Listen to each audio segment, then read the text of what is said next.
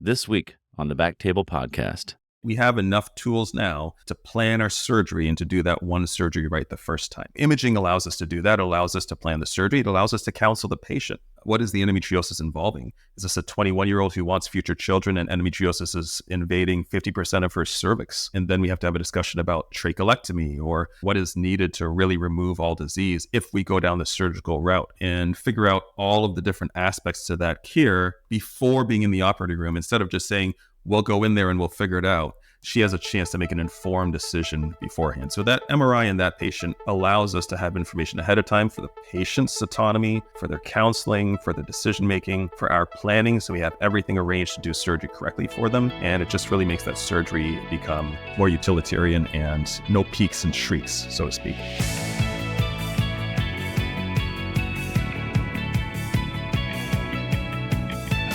Hello, everyone, and welcome to the BackTable OBGYN podcast, your source for all things obstetrics and gynecology.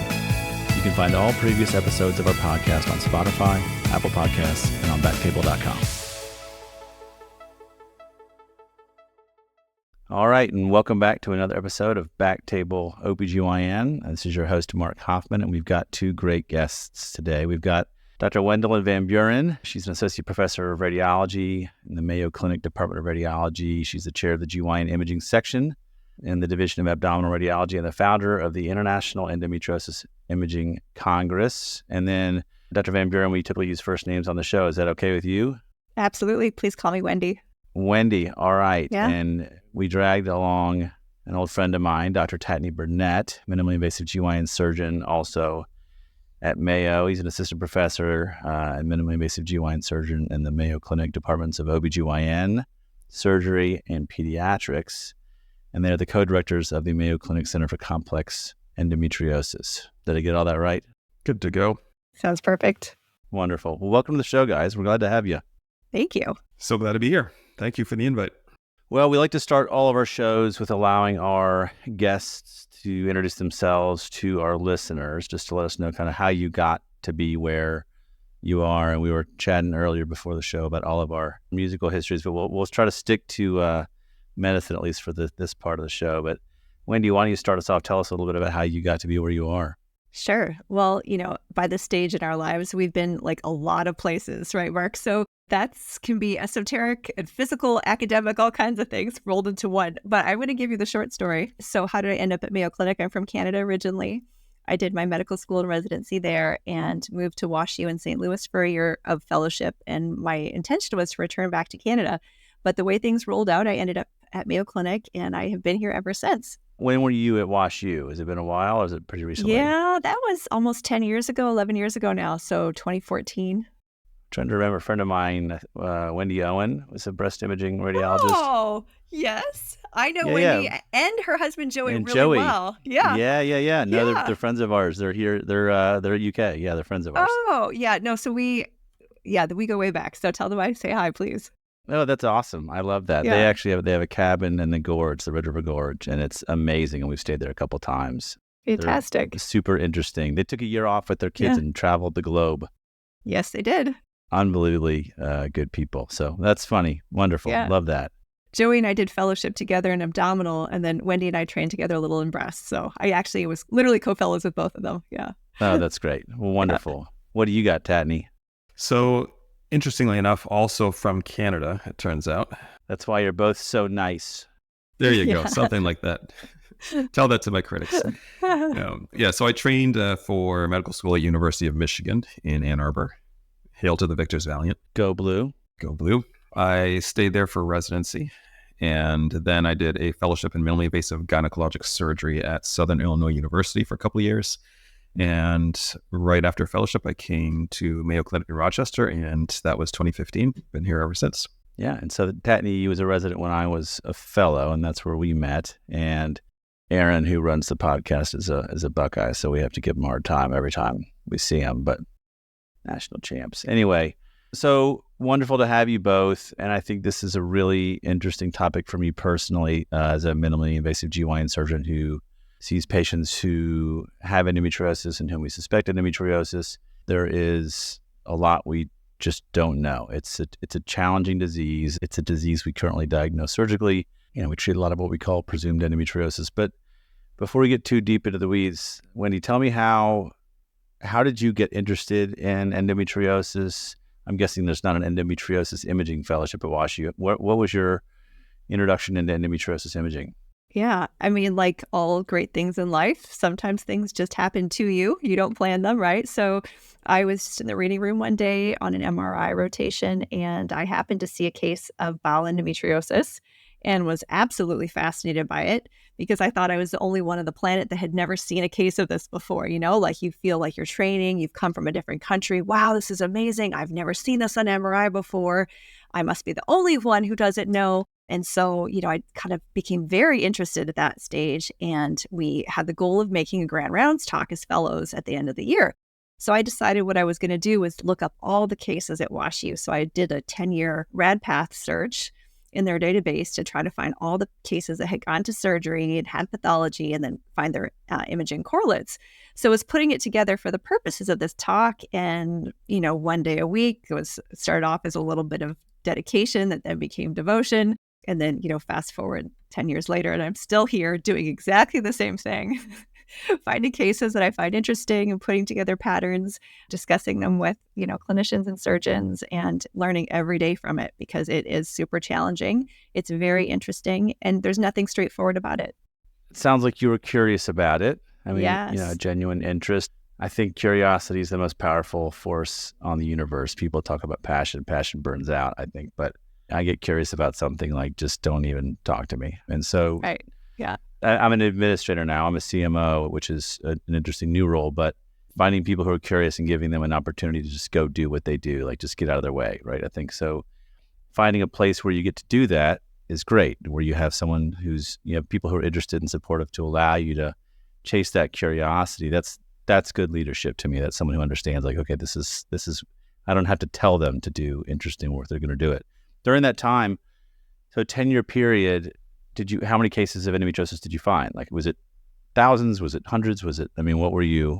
So that's interesting. Like Tatnai and I were just talking about that prior to the podcast. There was no, recommendations for preoperative imaging or evaluation. These were cases that were seen haphazardly on imaging, right? So the volume wasn't actually that high. It was probably in the order of a couple hundred cases, but it was enough to have, pattern recognition type of learning, which is what, our training in radiology, as many other disciplines in surgery too. You don't learn just, the one lesion, how it presents, you learn how that pattern of disease presents itself. So, shockingly to me at the time, I thought, wow, this is just like all other diseases. It has pattern recognition to it. The bowel lesions tend to look similar. The bladder invasive lesions do. This glandular aspect to it, some of the variability. So it was a very interesting process to go through, but the volume of cases wasn't terribly high at the time. And there wasn't that prospective element that, that came when we started in practice together. So all of that was retrospective. It was still very interesting and quite comprehensive because the one great thing about that is that you do get to see, especially at a large academic institution, a great breadth of pathology. That's interesting. And so Tatnai, I know we both trained part of our careers at Michigan, but you went on to fellowship in Illinois. Was MRI imaging. Talk about how you learned about MRI or what imaging modalities you used in training and sort of what your process was and how that's evolved since starting your practice as a member of a faculty. Yeah, so I actually, while my fellowship program was excellent in a lot of ways, it actually didn't have a significant endometriosis component, believe it or not. It's interesting. I mean, Michigan didn't really have there was tons of fibroids. And like a lot of the people that we've seen and trained, like, we took out huge uteruses and fibroids, but like, it's interesting how different each fellowship can be. And I felt like most of the endometriosis learning I did was as an attending, and we had Peter Mavilla joined us for a little bit, and he was someone who did tons of endometriosis surgery and fellowship and really honestly learned a lot from him as well. Yeah, I definitely felt that residency at Michigan prepared me from a pelvic pain perspective. Learning a multidisciplinary approach to pelvic pain, multifactorial nature, central sensitization, pelvic floor, all of those things, medical management of dysmenorrhea, adenomyosis, endometriosis. I felt inadequately prepared for surgical management of endometriosis with both my residency and my fellowship. And I didn't realize the extent of the gap until I did some time as a fellow with a gentleman named, probably most people are familiar with, Ken Cernervo in Atlanta. So he's one of the self-proclaimed very good endometriosis specialists. He's one of those top tier surgeons. You watch him operate and he's slick. He sees planes. He does things well. But I spent some time with him towards the end of my fellowship because I heard from another fellow at another institution that they learned really good things spending time with him. So I went there, I watched him operate. And more than that, I watched the things that he was choosing to remove. So to me, in endometriosis world, there's the superficial disease, and that has its own operative skills. Primarily recognizing subtle lesions really is the true skill for the superficial endometriosis surgeon. I saw Ken Cernervo choosing to remove things that I had been told over and over again in the past were, oh, that's nothing, that's not endometriosis. And then I got to correlate that with the pathology after the surgery and see what was coming back endometriosis from his surgeries. And honestly, it blew my mind. It just turned everything on its head about what I had been told was and was not. And I was like, wow, like I was not doing it right. And then the second piece, the other piece to endometriosis surgery is dealing with complex disease where there's significant fibrosis, adhesions. And that is very challenging surgery. It's a totally different skill set. It almost pulls you back towards a little bit of gynecologic oncology surgery, except we operate in slightly different planes. So combining those two things was what I envision as being a complete endometriosis surgeon. So I had the pelvic pain training from Michigan. I then got this excellent glimpse into what endometriosis surgery could be, what recognizing superficial endometriosis was actually entailed. And then I took those skills and when I arrived at Mayo Clinic, I billed myself as a chronic pain endometriosis specialist and been riding that boat the whole way since. It is interesting, not just the variability. I mean, I think this is something someone told me years ago, but if people say there's more than one way to do something, it's because we don't know the right way yet, right? Correct. And I think that you don't know what you don't know. I've talked about this on the show a few times, but the emperor of all maladies and how we thought about cancer as a surgical disease and sort of, all the advances in the last 100 years, of all the advances, like none of them have been surgical, right? It's all understanding where the disease comes from, all the way from chemotherapy down to targeted therapies. We're decades, if not a century behind in endometriosis. We don't even know what it is or where it comes from. And there aren't many diseases in this healthcare system that we just tell patients, sorry, I have no idea what this is or where it comes from. Could it be infectious? Maybe. Could it be embryologic? Maybe. Retrograde menstruation? I don't buy it, but you haven't proved to me that it's not. We all have theories, but there aren't a lot of diseases in healthcare these days where it's just like, could be it. I don't know. Like we've had a number of guests over the last couple of years and a lot of different theories and ideas. The reality is I don't know that anyone can tell you right now where it comes from. And so the idea that excising it and what the value of it is even really, right? I mean, because then the downstream effect of the fibrosis and leftover scar tissue after this disease is removed. And so I'm not saying this is another podcast entirely, but it's a challenge, right? I think as we are all trying to figure this out, there's a lot of folks working on what that is. But one of the most important things to back up to sort of why you guys are here is that we have patients that come see us that have pain. There are some things that help us steer one way more or the other, or they may have endo, but like they have clear musculoskeletal pain. Let's try medical management and PT first and sort of see how it goes, and we can treat them as if they had it. But at some point, we have to decide whether or not surgery is something we're considering. I guess let me go back. Like currently how I do it is, we think surgery can help. MRI is a way for us to sort of like know what we're getting into. But just being able to tell somebody they have endometriosis or we think they have it is a very powerful thing to tell somebody, right? So at this point, we start with ultrasound. Sounds like what you guys are doing is a lot of MRI. I mean, I guess Tatnai, start off telling me, like, what's your imaging workup when you see somebody for, not someone who's sent to you for endo, but like chronic pelvic pain? Like, what's your sort of like workup, history exam, plus minus imaging? Like, briefly talk us through that. So just to hop onto something that you mentioned, how validating a patient and their disease and how imaging can be helpful with that, that you're kind of alluding to.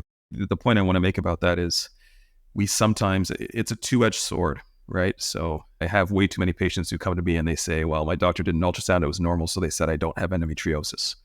Or my doctor did an MRI, it was normal, so they said I don't have endometriosis. So the first thing I would say is let's just put out there on the table, we're not using imaging to rule out the presence of disease. We don't tell patients you don't have endo. We tell them we don't see signs consistent with endometriosis, but that's right. We don't rule it out. That's absolutely right. Very important point. And at this point, we haven't gotten to the point yet, although maybe we'll get there in the future. We haven't gotten to the point yet where we can really identify superficial disease prior to surgery, not with any degree of reliability in any case. So in our practice, we really use imaging as a guide for how to do surgery, how to approach surgery, how to counsel patients preoperatively. Now, I would tend to separate patients kind of into two groups, Mark. There's the patients who have not had a prior surgery, and then there's the patients who are coming and they've had 2, 3, 4, 5, 6. Okay, I've had one patient with 21 surgeries, right? And they're a little different in how I approach this question. And then I'll divide those patients again into those who we find deep endometriosis on imaging and those who we do not. So when we take the patient who's coming in with symptoms, our typical approach used to be, at least for the patient who's not traveling, is we sort patients into who needs advanced imaging by some criteria. Now, our practice, because it's international, because patients travel a lot, we often just order that MRI up front. But in most default, patients who don't have a nodule on imaging, don't have bowel symptoms that are suggestive, don't have bladder symptoms that are suggestive. They just have dysmenorrhea. Their bowel function doesn't change with their period. Nothing changes. They just have that pain. Then routine ultrasound to rule out endometriomas or anything else major. And then we can go ahead and operate if it's the right move. Now, there is not consensus right now on if you have negative imaging, no signs of deep endometriosis, what is the right thing to do? And I've seen opinion pieces saying we shouldn't be operating on superficial endo. It's a medical disease. It's a central sensitization disease. I still feel at this point, again, because data is not great. Okay, so I'm going to go with feelings because that's what I have left. I still feel at this point that every patient deserves an excellent endometriosis surgery, at least one. Primarily because, yes, there are multiple pain factors in multiple patients. Yes, pain can be central, but addressing pain generators adequately, even in the patient with central pain, I think has a value, right? So, are you operating on patients that have primary dysmenorrhea that are treated with medical management? They're asymptomatic. You're still... No. So based on symptoms. So say that they had periods that were painful in the past. You put them on birth control pills. They're doing great. Then that patient, typically I wouldn't have an indication to operate at that point, right? Okay. So it's based on symptoms. Symptoms drives the surgery. But I do have patients who come to me and say, I have painful periods and I don't want to do hormones. I don't like hormones. I don't like the idea of hormones. Then I'm not going to say, you need to be on a hormone first before I'll operate on you. I do agree. Very important point. Yeah. Patient autonomy, for sure, it needs to be respected. But I do agree that it increases the pretest probability if someone fails hormones. It really just raises the likelihood I'm going to find it at surgery. Definitely agree with that. But, right now, we do not have great data that says operating early on someone whose symptoms are controlled on hormones makes a difference to their long-term prognosis with endometriosis. Is it possible it does? It's also possible it doesn't. Since surgery is a tool with risk, I have a hard time suggesting and applying it when I don't know that there really is a significant future benefit in those patients, right? So if symptoms are taken care of... Hard to make an asymptomatic patient feel better, right? Exactly. I think if they're doing well, and the other piece is if we think there's a medical management component of endometriosis, right? I mean, are you telling patients surgery is a cure? I mean, we do the surgery, we diagnose it. Right. I do not tell them that. If you're going to recommend hormonal suppression after surgery. Exactly, which I always do, especially for younger patients. Or if they have primary dysmenorrhea and there's no endo, you're going to say, well, you ought to think about hormone therapy again. If the treatment's going to be the same either way, that's sort of how I've rationalized or justified. Let's start with that. A younger patient who's keeping their uterus, you're going to have potentially cramping even after removal of endometriosis with the uterus. What are we going to do about that, right? Or they have adeno, right? Which is like, that was Keith Isaacson's whole thing. Like, how many patients have adeno? Yep. And even if they don't have adeno, sometimes they have dysmenorrhea still. So one of our big struggles is the young patient who you treat with complete excision surgery for endometriosis and they still have dysmenorrhea. That's often a tough one. In any case, so that's the patient with no prior surgery and negative imaging. A symptomatic patient. Symptomatic patient, correct. I don't operate on asymptomatic patients except in some very rare cases. In the patient who has bowel symptoms, who has bladder symptoms, published on the higher likelihood of finding deep endometriosis in those patients, we proceed with advanced imaging in those patients. Now, we do have a higher volume of MRI in our practice. That's where we started. We'll talk a little bit more about that, I'm sure. We also have started developing, I would say we, like it's me, but it's really Dr. VanBuren here who's spearheaded that. We know. Advanced ultrasound, which does give us this beautiful view of everything that's close to that posterior fornix. Some modality to evaluate for deep endometriosis prior to surgery for those surgical planning purposes. It's also my belief that patients deserve to have one high quality surgery without the diagnostic lab that we used to do in the old days to say, okay, what's going on? And then I'm going to plan my surgery. No, we have enough tools now to plan our surgery and to do that one surgery right the first time. So imaging allows us to do that. It allows us to plan the surgery. It allows us to counsel the patient. What is the endometriosis involving? Is this a 21-year-old who wants future children and endometriosis is invading 50% of her cervix? And then we have to have a discussion about trachelectomy or, what is needed to really remove all disease if we go down the surgical route. And having that discussion in advance, I'm thinking about a specific patient we had who, was able to meet with maternal fetal medicine ahead of surgery. He was able to meet with gynecological oncology for assistance with the trachelectomy and figure out all of the different aspects to that care before being in the operating room, instead of just saying, we'll go in there and we'll figure it out. She has a chance to make an informed decision beforehand. So that MRI in that patient allows us to have information ahead of time for the patient's autonomy, for their counseling, for their decision-making, for our planning. So we have everything arranged to do surgery correctly for them. And it just really makes that surgery become more utilitarian and no peaks and shrieks, so to speak. No, I think that's a really important piece of having this kind of center or partnership between radiology and surgery, in our case, gynecology. So I've got colleagues in radiology I've worked with closely. I've got colorectal colleagues who are interested, specifically interested in endometriosis, because what I don't like is surprises, right? So my pelvic exams are thorough, right? I don't want to miss something. I had one patient who declined an exam.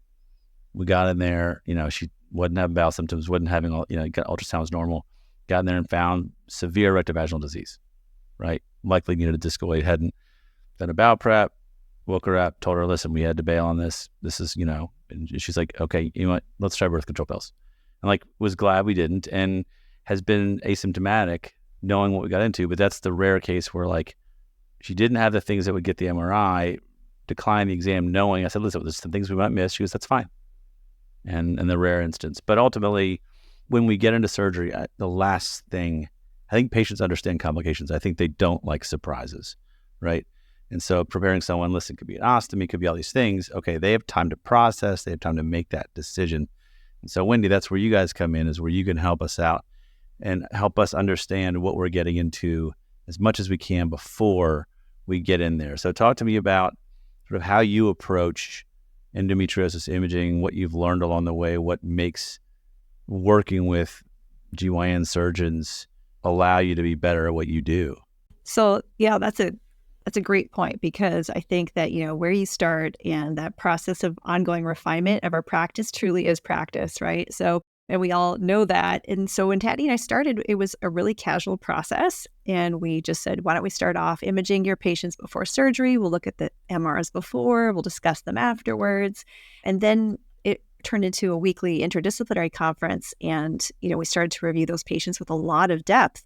So I don't know, I think, now we review probably about 7 patients a week in depth like that. We image more than that, but over the last 10 years, that's somewhere in the order of 3,500 patients, probably closer to 10,000 or more that we've imaged. So if you take all of those small learning moments and extrapolate them with layers of learning in each case and understanding each person's whole clinical picture, which I think is a really unique attribute that I've been fortunate to have, is that I get to hear the whole clinical history, the presentation, and what really is driving their clinical outcomes, their desires, the things that they're looking to achieve out of their visit to the clinic, but also to having the opportunity to work with a variety of our specialists. So, between Tatnai and then Zarak and Adela, their patient populations are slightly different. And when they go to see Dr. Khan, they might have more of a fertility-oriented mindset. versus Tatnai or Adela. And so, you get to sort of know the patient populations of your surgeons and what the variables might be.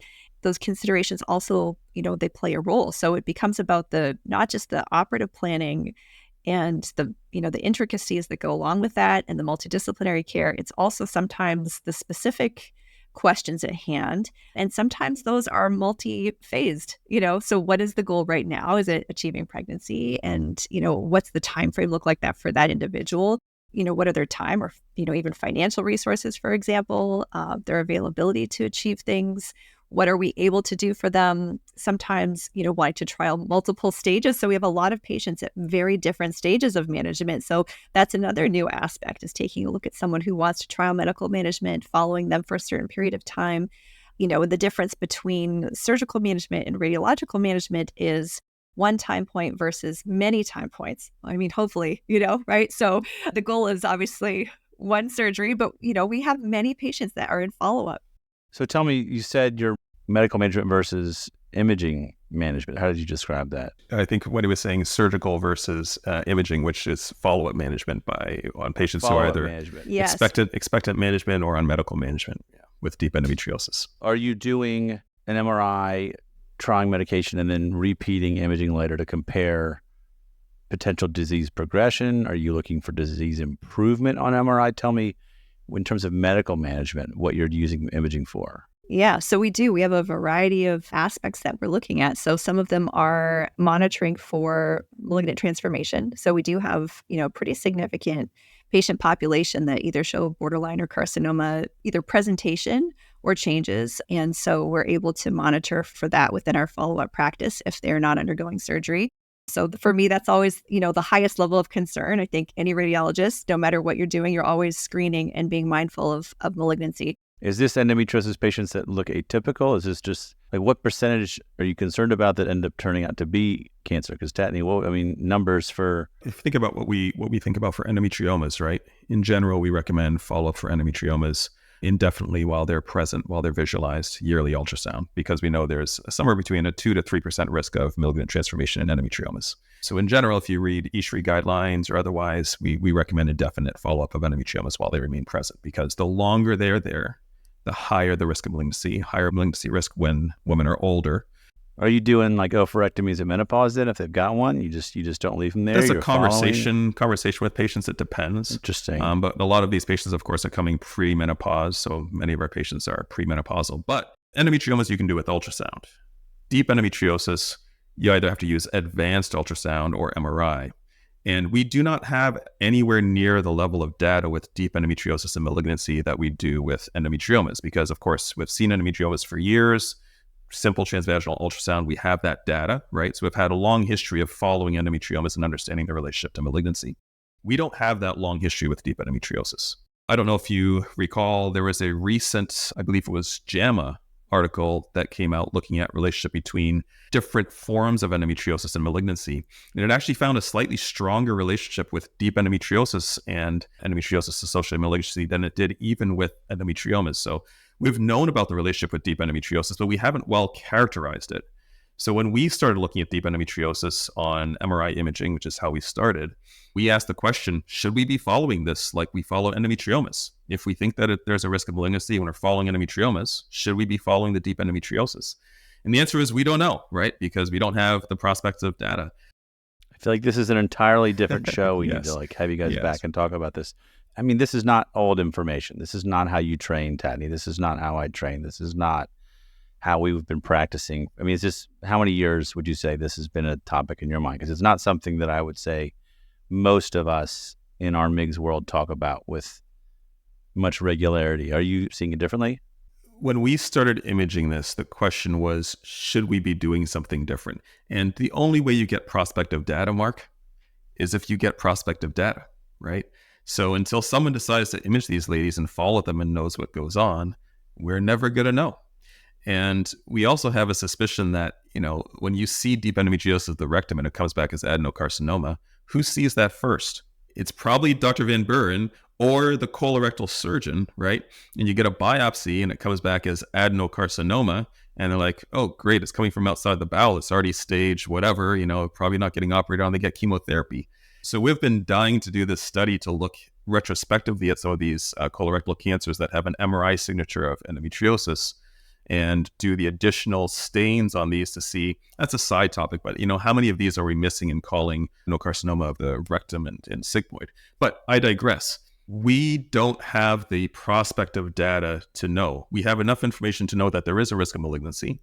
We think that it's probably about the same level of risk as endometriomas. And so we are going ahead and imaging patients sequentially for that.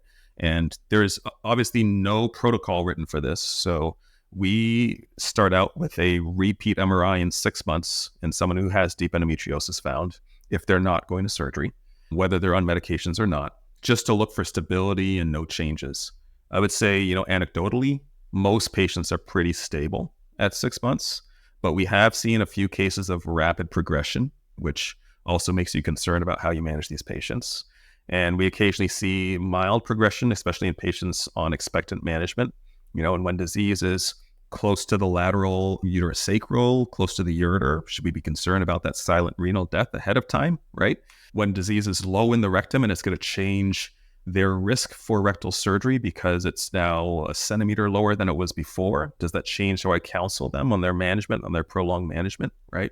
So it actually does end up being something that affects how we manage patients. And Wendy and I have published on that together as well.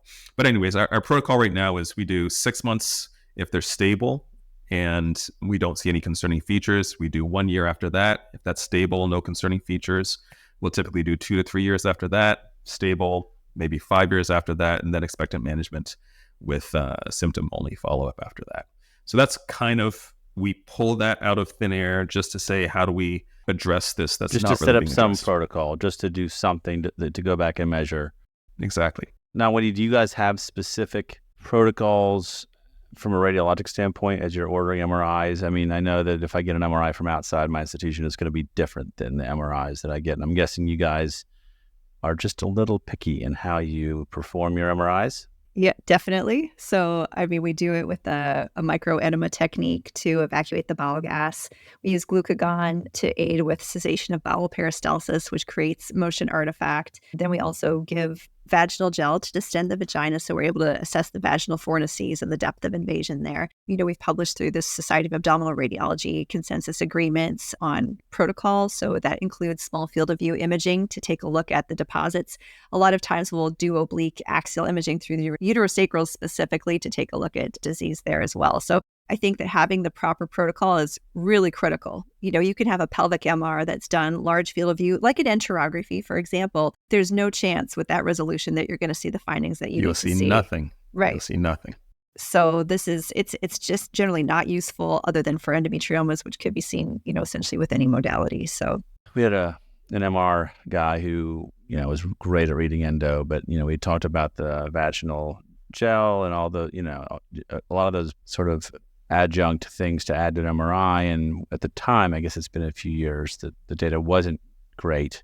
Is the data better now, like more supportive of this, or is this something that you're just comfortable with? This is something you guys are doing? Again, not to say what you're doing is wrong or right, but just that, what's the data show for doing all these additional steps for finding, and we're talking about pelvic endometriosis? Yes, that's a great question, because we're dealing at a time where time and resources are, things that we want to use judiciously.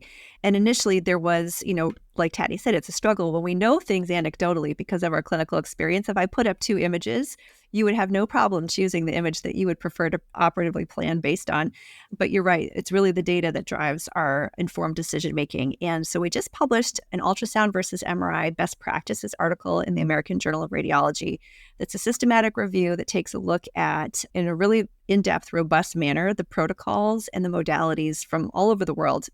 And what we ended up coming out with regards to the protocols is that dedicated protocols for endometriosis, whether they be bowel prepped ultrasound or MRI, both outperformed routine non-targeted protocols. So while that seems intuitive, it takes a lot of work in science to actually prove it. I think it's worthwhile to say it, that yes, we do know that dedicated protocols have improved outcomes. So 2 things that I think are really important in addressing this question, which Wendy is not selling herself strongly enough on. Just doing an MRI, as we know, there are so many ways to do it. Yes, there's protocol. Yes, there's magnet strength. There's some secret sauce even that's different between different MRI machines and how you tweak them to get the good imaging quality. But just as important is the radiologist reading that MRI. And one of the reasons I found Wendy, or Wendy found me, I guess depends on how you look at it, was because when I got to Mayo Clinic, so a wonderful institution with wonderful MRI machines, we would get MRIs and I would see there's something going on here, but the radiologist wouldn't say anything about it. There would be a big, what we now call a mushroom cap sign, and it would be completely missed by world-class radiologists. So there are so many components to doing MRI imaging correctly that unless you know exactly who is doing that study, how they did it, you really can't just say MRI and you're saying something that's something homogeneous. It's very heterogeneous. The second piece, Mark, which I think we don't think about enough, is the negative confirmation bias of surgery. If I'm doing surgery for endometriosis and I'm correlating my pathology on surgery with MRI findings to determine the quality of my imaging, for me to know that a bowel lesion is not there, I have to take out the bowel. If I go in and I'm like, I'm not sure, it's a big surgery to take out the bowel, and I don't take it out, I never get the answer of negatively confirming that MRI. There is a negative confirmation bias. As long as we don't think it's there, we will always say it's not there. We will not do the extra surgery to remove it. And Mark, doing this now for 10 years and doing a lot of complex surgery, there are some deep endometriosis lesions of the bowel that are obvious, but many deep endometriosis lesions of the bowel, especially when you have like a completely obliterated posterior cul-de-sac with lots of fibrosis, it is very difficult to distinguish whether there's disease in that bowel or not. And I have seen it with my own colleagues and with our own practice where disease is left by people who really know what they're doing. It is harder than we make it out to be. I do not believe at all that a laparoscopy with negative findings is trustworthy unless the person is experienced and has an experienced imaging program, which is why I feel so strongly that a imaging partnership is necessary for good endometriosis surgery. And it's not just having good imaging. It's because Dr. VanBuren and I, Wendy and I, have been refining that process together. So when we do the imaging, we come back and we look at the results together, and she gets that feedback on what is disease and what's not, and refines her eyes on the imaging. So yeah, it is just not as easy as I think sometimes people make it out to be to identify that deep endometriosis and the fibrosis, and negative confirmation bias is a big problem. No, I think that's an important point. Go ahead, Wendy. I was going to say, and it takes a lot of humility, right? Because we all like to be like experts in what we do and feel great about the work that we're doing. But the truth of the matter is that you have to be humble if you want to learn. With endometriosis, it is a humbling disease to try to do well with, so you have to be honest with yourself. You have to be data-driven about it. And I think that Tatnai's right. The bowel disease is the hardest. And so, like one of the studies that we're pulling together now, we have a huge cohort of bowel patients. And in the papers that we've published, we've got lots of beautiful pictures and clear-cut cases. And we know like X number of studies to read to get to this outcome, et cetera, and establish expertise. But the truth of the matter is that even within that, there is a gray zone that we haven't talked about yet that is the next level of difficulty. And, hopefully we'll publish those results soon, and we'll show like this is where it gets to be really challenging, and how are we going to problem solve around that? So I feel like the more time that goes on, it's not like it's something that's stagnant. It's something that is ongoing in terms of its learning and its refinement and its difficulty. And every time we're just peeling back another layer of the onion, so when like things like growth, for example, like when we were talking about following cases before at MR, what do we really know about growth and development of endometriosis? What is the rate of growth? How do we follow it? How does it progress? How does it appear? Do people behave differently? I'll tell you for sure that's true. They do. And then do they respond differently to medical management? Is it symptom related? Is it growth related? What are all these complex variables? Does everyone have an equal risk of malignant transformation, or is that just some subtypes? So there's a never-ending spectrum of questions for us to answer.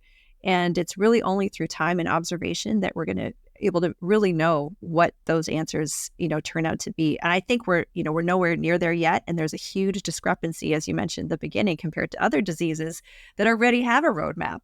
where we understand the natural history of the disease. There's, a lot more in terms of medical society recognizing endometriosis as a disease process and other diseases, but endometriosis is not like that. We don't have it. It's a big black box. It's an abyss. No one talks about it. It's not just the patients that feel like they're not seen. Sometimes I think it's us as well, where the medical community doesn't understand the complexity of what we're discussing and talking about, these critically important issues that are impacting patients, not only their quality of life, but their family planning. How is that integrated with cancer risk? All of these things are I think, of tremendous concern given the prevalence. And I wish that it would receive more recognition, even within our own medical community for that reason. No, I think it's such an important thing you've said. And putting actually both of what you guys said together, Tat, you mentioned like when you don't find something, right? Like you don't see something with their naked eyes. As a surgeon, like we want to give answers. We want to provide those answers. But I also, if I'm going to get in the bowel, like there's risk. I can do that surgery. I have colleagues that we operate with. Like we'll do it as safely as it can be done, or at least, that'll be our goal. But ultimately, it is a risky surgery. And to do it without without seeing the disease, boy, you got to be pretty bold to do something like that, right?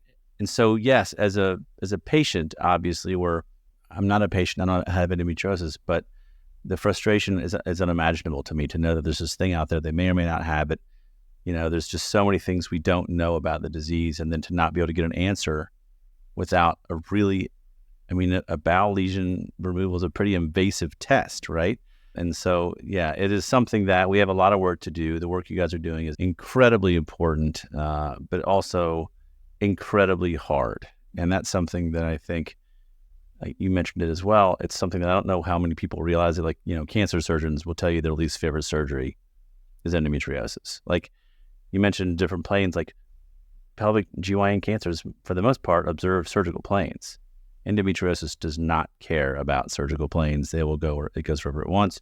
And the fibrosis, how do you counsel patients, Tatnai, when I tell them, like, you have deep disease, you're asking me to super glue two pieces of paper together and remove the glue without tearing the paper and make sure I got all the glue. Like there's, at some point, it's just scar and fibrosis. We don't even really know what to remove. I'm sure Ken Cinerva has strong feelings about it, but ultimately, I don't know that we know. Yeah, we don't know. And let me tell you two things. One is an anecdote to your prior point. When I first got to Mayo Clinic, I found bowel endo on MRI. I'm taking patients with my first two cases with colorectal surgeons to do a low anterior resection. I get in there, I open up all the planes. I tell the colorectal surgeon, okay, right here. They pick at it a little bit. They say, okay, are you sure there's anything in there? I don't think there's anything in there. And I'm like, there's something in there. I need you to do a low anterior resection right here and take it out. Okay. And they're like, are you sure? Like, yeah, I'm sure. And so they do the low anterior resection and we have a bowel nodule. But think about if I don't have the confidence to say, yes, right, take out a section of the bowel to my colorectal surgeon who's telling me, no, there's nothing there. This is fine. Without the imaging relationship and the confidence, it's way too easy to leave disease behind. Way too easy. You got to trust your imaging though, because I have had MRIs that say advanced disease, obliterated cul-de-sac, and you get in there and it is not. Nothing. Right. Correct. Do I trust my eyeballs or do I trust the MRI report? That's a tough situation to be in. And without knowing your radiologist, knowing what their set point is for how they say the words in the report based on what they see. We have, 30 radiologists who might read my MRIs. I know the difference between who reads how and my confidence in the way that they frame their words because I've spent enough time with them working on that. And if I don't know their name, I don't trust their words, Mark. I don't. I look at the images myself, and if I have questions, I bring it to someone who I know I can understand where the set point is in the language that they use. So I think, one of the things I always tell people when I'm lecturing and teaching them is that endometriosis imaging, because it was not recommended by our societies in common practice to image, and we still have heterogeneity with those recommendations, it's not something that people were taught as part of their residency or fellowships, either from the gynecology side of things or radiology. So people are looking at onboarding a new aspect to their practices, which is a challenge, right? And it's not just the case experience, it's also that ongoing refinement and communication. So it does have a learning curve and a certain sensitivity and specificity, probably both on the surgical side and the radiology side. It's really complex for that region. But that is, really why I do try to educate people as much as possible, because I think that is the key, is understanding the protocols and the education piece. So the International Endometriosis Imaging Congress that I'm hosting next March, Mark, is intended exactly for that reason, to really invite people to come to the table to see what it's like to have a comprehensive imaging practice. It is so much more complex than just having, one study that's ordered. It is multiple layers, multiple different types of exams and protocols and context and planning. It's as nuanced as running a breast imaging center. It is not a one-stop shop. And I think that people need to perceive it more that way, where this is imaging expertise that requires really dedicated expertise, attention, protocols, and clinical effort and integration. So that would be where I would say, yes, Teddy, you're right. It's you can't just make assumptions, but I think that there is tremendous growth potential there and that we will get there. It's just a new field that people absolutely need to, first of all, be convinced of in terms of its importance and relevance.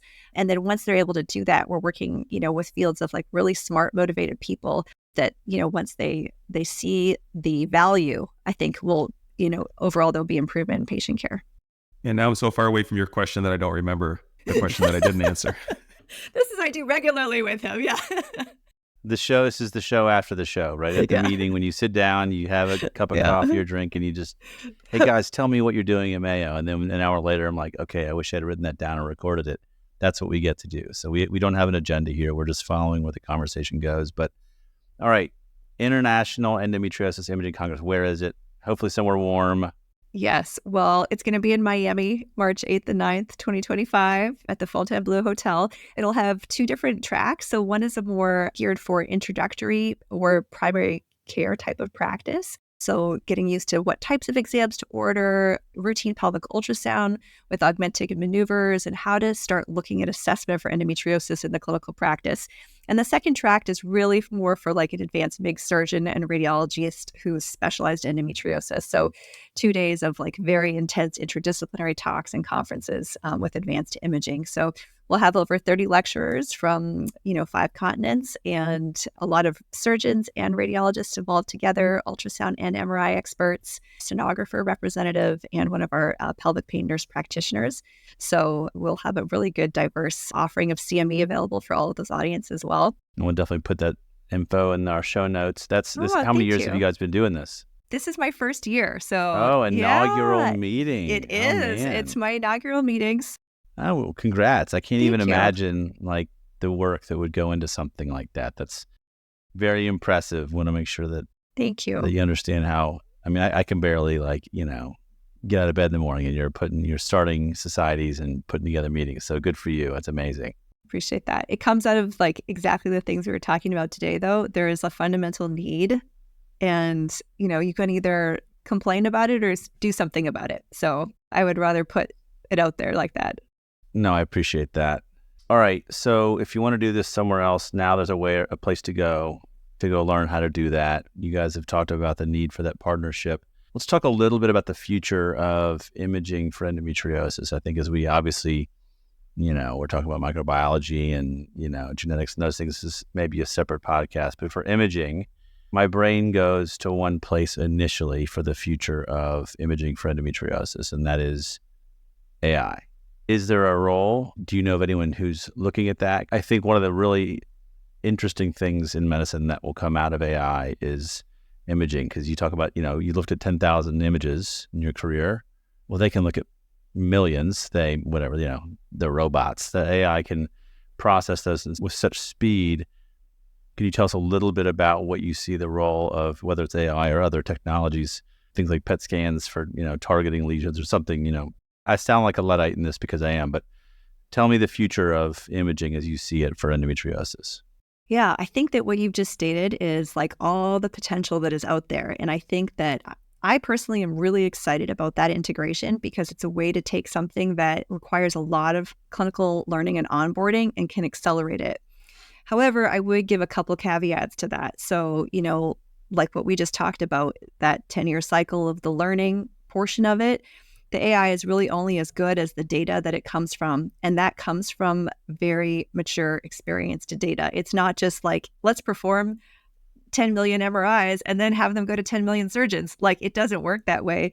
You want to have enough heterogeneity that it represents, more than just one practice experience or one individual, for example, but you want to have that excellence. And there is no perfect, right? So there's pathology, radiology, and surgery. There is no true gold standard. So there's always going to be some variability, even when you reach your pinnacle of excellence. So AI will never be perfect. It's different than breast cancer, where you can see it, cut it out. It's either cancer or not cancer, right? So there's always going to be a detection and interpretation aspect to endometriosis and the multifocality that's complex. So, but that said, I think there are certain goals and roles for it that will be extremely helpful. And, ultimately the way that I see the management, because if we look at it akin to like other hugely prevalent diseases that are essentially endemic, it's something that would probably benefit from a screening process, once we have, those types of resources in place. So we've suggested through the Society of Radiologists an ultrasound and augmented protocol for the ultrasound. And there's other protocols out there too that take a look at augmenting routine pelvic ultrasound to help early disease detection. AI could be a great adjunct in that setting to start identifying patients who are at risk. Ultimately, I think that MR is a fantastic tool because it's not, but you want to still use that resource somewhat judiciously because, of course, the access is not as easy. The cost is greater. It has higher environmental costs. So you want to make sure that the right patient population is triaged in that direction. And that would be likely those who are symptomatic or have a positive screening test that then could have an expert level interpretation that does not have the same limitations as in terms of ultrasound, like field of view, bowel gas, et cetera, and takes a look at all the risk factors that we discussed earlier, perhaps chance of malignancy or growth and progression of vital structures such as, ureters, et cetera. So I think that even the MRs then could be benefited by AI resources to help with, lesion identification. Some of the really interesting work that's being done in AI now is also, too, when we deal with something that has variability with sensitivity and specificity, is confidence intervals. So not just saying, hey, this is positive 100%, it gives you a degree of certainty or uncertainty with that model as well. So that's also helpful. Like, I think there's something there with 75% certainty. That means something, right? So ultimately, I don't think that expert level interpretation is going to become unnecessary in the setting of AI. I think that expert level surgeons and radiologists will still be there to synthesize all of that information, but will help really manage what is like a vastly prevalent disease, capture more patients in advance, and hopefully organize them into areas of clinical management that are ultimately yield better outcomes for the patients, and organize that clinical care into centers that are able to be equipped to deal with advanced disease. Because really, we don't have, the workforce to deal with every single MIG surgeon in the country dealing with every endometriosis patient, right? So, and likewise, from an imaging standpoint. So I think that there's a lot of growth and potential there. When it comes to nuclear medicine and tracers, I think that's a growth area as well. There have been no successful tracers to date that I'm aware of, but that doesn't mean that that isn't a future potential.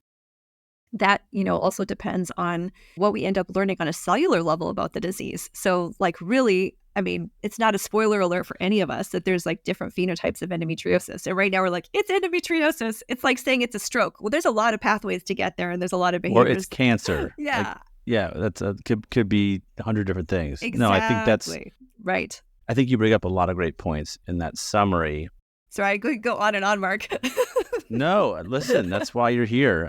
That's the good part about the show is I don't have to be an expert. I just have to know some people who are super curious and smart and care a lot about it. And then we get just to let them go. That's the fun part for me.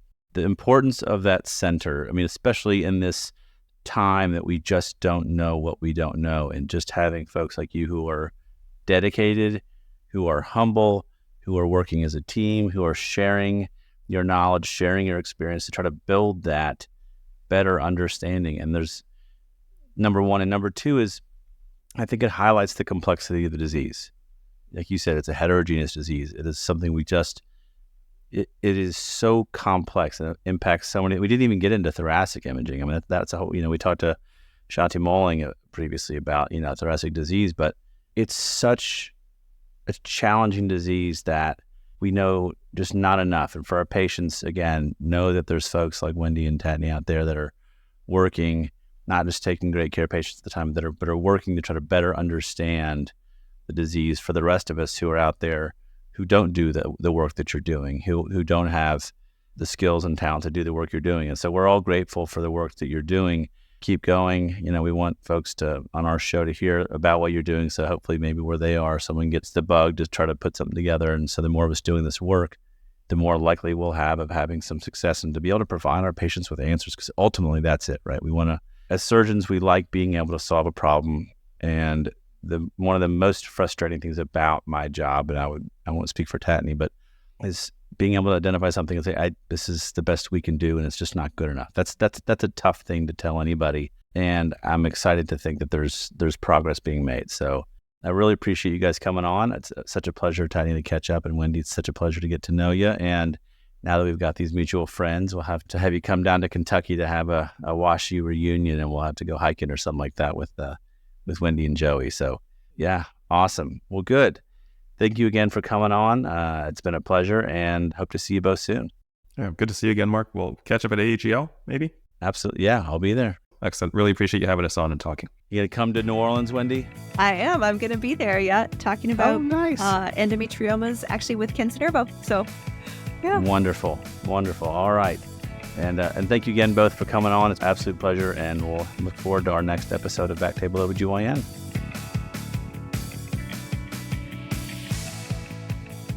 Thank you so much for listening.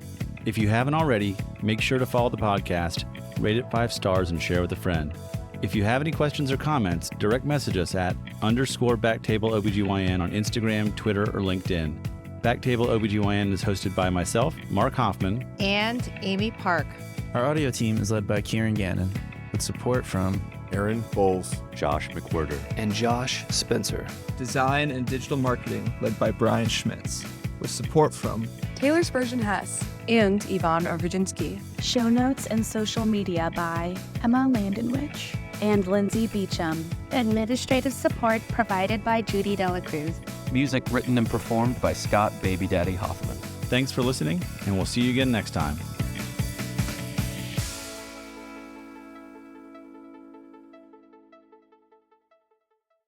The views and opinions expressed by the hosts and guests on BackTable OBGYN are their own and do not reflect the views or positions of their employers or any entities they represent.